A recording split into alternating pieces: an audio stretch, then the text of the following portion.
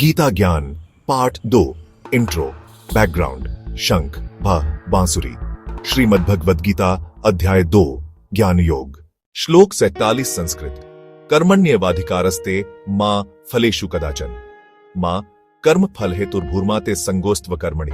हिंदी अर्थ, हे अर्जुन, तेरा अधिकार केवल कर्म करने में है, फलों पर कभी नहीं। तू कर्म फल का कारण मत बन और कर्म न करने में भी आसक्त मत हो। संदेश। इस श्लोक से हमें शिक्षा मिलती है कि जीवन में केवल कर्म करना हमारा कर्तव्य है। फल की चिंता हमें विचलित करती है। जब हम फल की आसक्ति छोड़ देते हैं तभी सच्चे कर्मयोगी बनते हैं।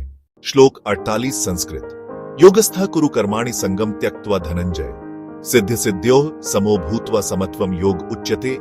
हिंदी अर्थ, हे धनंजय, योग में स्थित होकर कर्म कर। सफलता और असफलता में समान रहना ही योग कहलाता है। संदेश। जीवन में सुख दुख, सफलता असफलता आते जाते रहते हैं। सच्चा योग वही है जब हम हर स्थिति में संतुलित रहते हैं। श्लोक 50 संस्कृत बुद्धियुक्तो जहाति उभे सुकृत दुष्कृते तस्माद्योगाय युज्यस्व योग कर्मसु कौशलम। हिंदी अर्थ, बुद्धियुक्त मनुष्य पुण्य और पाप दोनों को छोड़ देता है, इसलिए योग में स्थित हो जाओ, क्योंकि योग ही कर्मों में कौशल है। संदेश। योग का अर्थ केवल ध्यान लगाना नहीं, बल्कि कर्मों को कुशलता से करना भी है। जो व्यक्ति संतुलित बुद्धि से कर्म करता है वही योगी है। श्लोक 1 संस्कृत कर्मजम बुद्धियुक्ता ही फलम त्यक्त्वा मनीषिणः जन्मबंध विनिर्मुक्ता पदम गच्छन्त्यनामयम्। हिंदी अर्थ, ज्ञानीजन कर्मों के फल का त्याग करके जन्म मरण के बंधन से मुक्त हो जाते हैं और परम शांति को प्राप्त करते हैं। संदेश। जो व्यक्ति अपने हर कर्म को ईश्वर को अर्पित करता है और फल की इच्छा त्याग देता है वही मोक्ष प्राप्त करता है। श्लोक 70 संस्कृत आपूर्यमाणमचल प्रतिष्ठम समुद्रमाप प्रविशन्ति यद्वत् तद्वत् कामा यम प्रविशन्ति सर्वे स शान्तिमाप्नोति न काम कामी।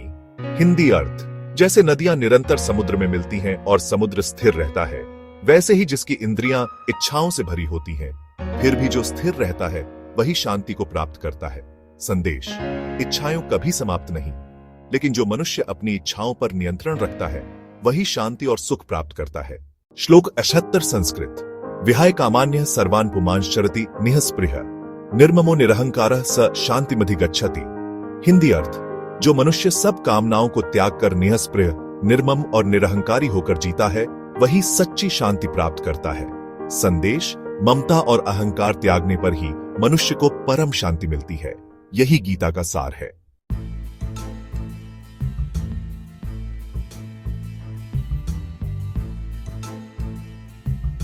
गीता का यह संदेश हमें निष्काम कर्म और सच्ची शांति की ओर ले जाता है।